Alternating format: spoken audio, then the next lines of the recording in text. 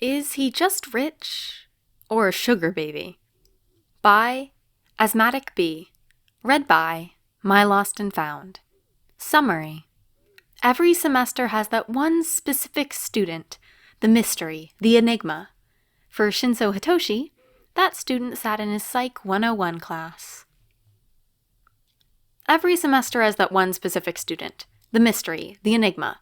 That one student who always shows up in a 3-piece suit, but doesn't actually study law or business, but biology instead.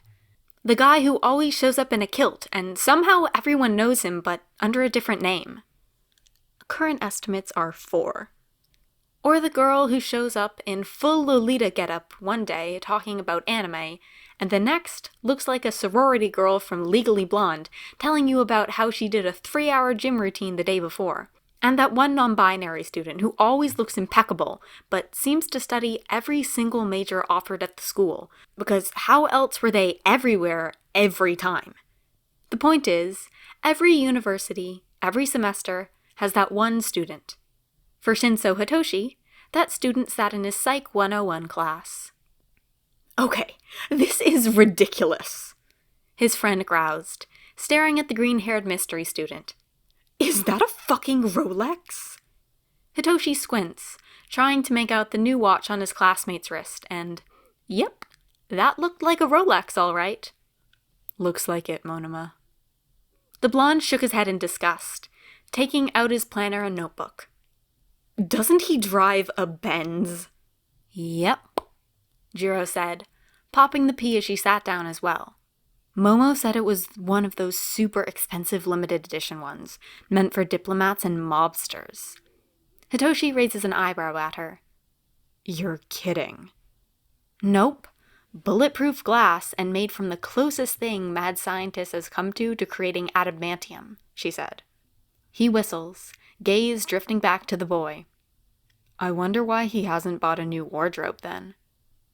And see, that was the conundrum. The riddle that made Midoriya Izuku this semester's mystery student.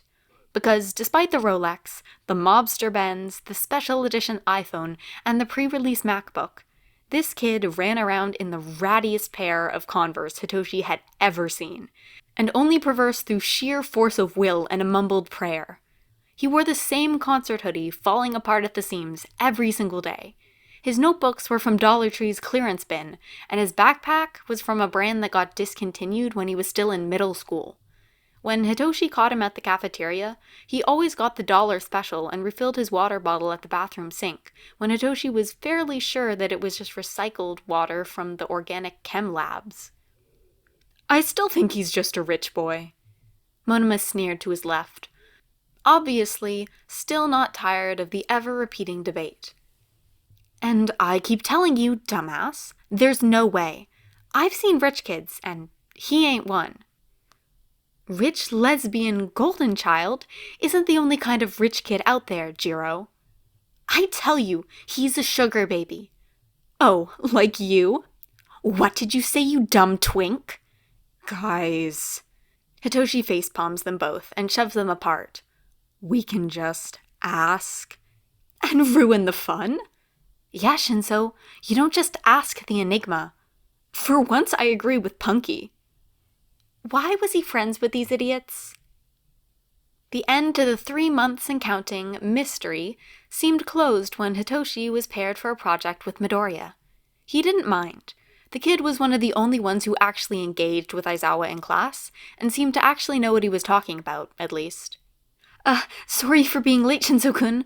I couldn't find a good parking spot. Hitoshi raises an eyebrow. Pretty sure that car of yours could just plow over the others like a monster truck.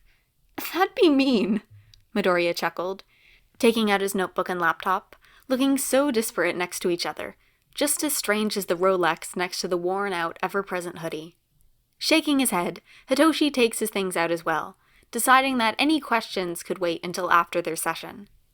It turned out that he didn't have to ask, because the answer to his question arrived just as he and Midoriya were wrapping up. The other looked up, a 1,000,000-watt smile spreading on his face as he does a full-body wave at someone behind Hitoshi.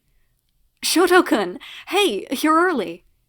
And then, the most gorgeous man steps into his view, dressed impeccably in what must have been the kind of expensive brand clothing that only those born rich wore, because they didn't need to flaunt their wealth.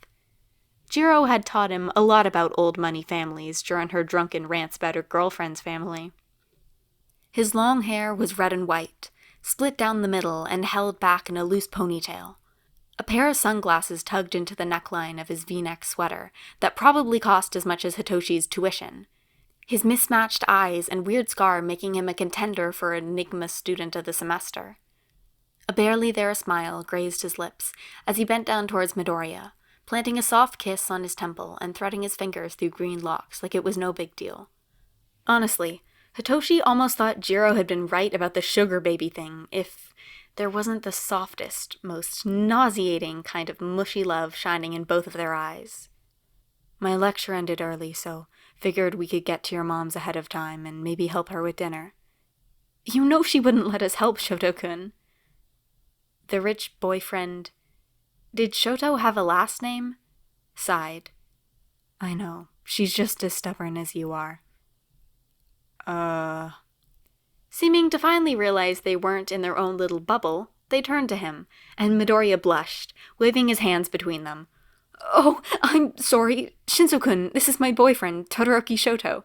Shoto-kun, this is Shinsou Hitoshi, from my Psych 101 class. Todoroki blinked at him for a moment, like a cat, then bowed slightly. Nice to meet you.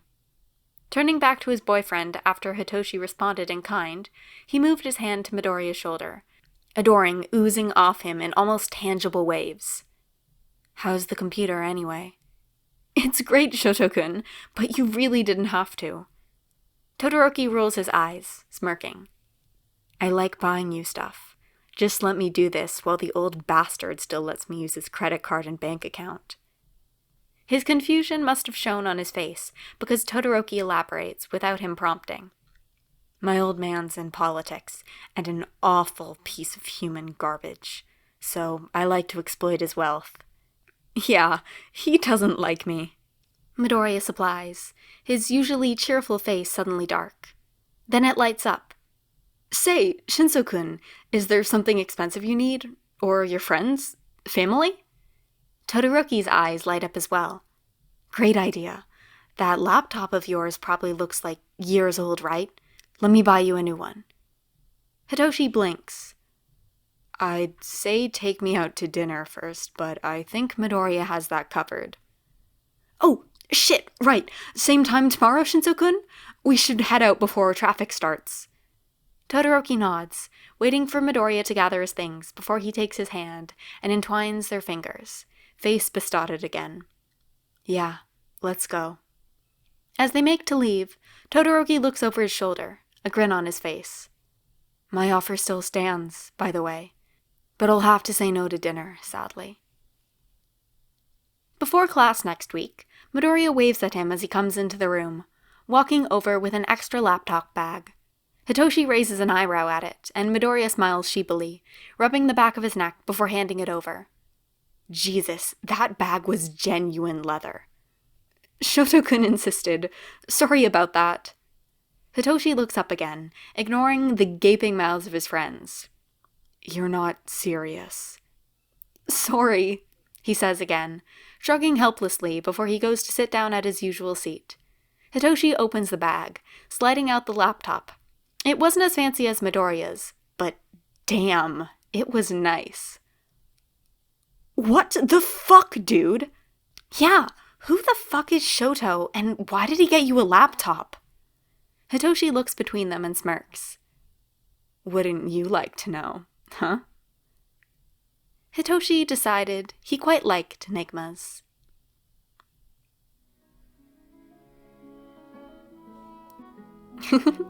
The concept is just so funny to me here.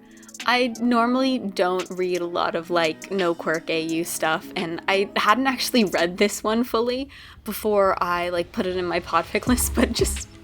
Oh, is he a sugar baby? No, it's just Todoroki hating his father. The just concept was really funny to me. And okay, sorry if I sound a little funny. I, literally just got a cavity filled a half an hour ago. Because well, I don't know, my face is completely, like, half of my mouth is numb. I cannot feel it, but I'm like going back to school in, like, not tomorrow, but the day after, and I needed to get a couple more PODFICs recorded, so yeah, sorry if it's weird. Can't feel half my face, so that's that. But anyway, yeah, this fic was just funny. I love outsider point of view. That's how I found this one, and it's just, it's good. I hope you guys enjoyed it. But yeah, I'll see you next time. Bye!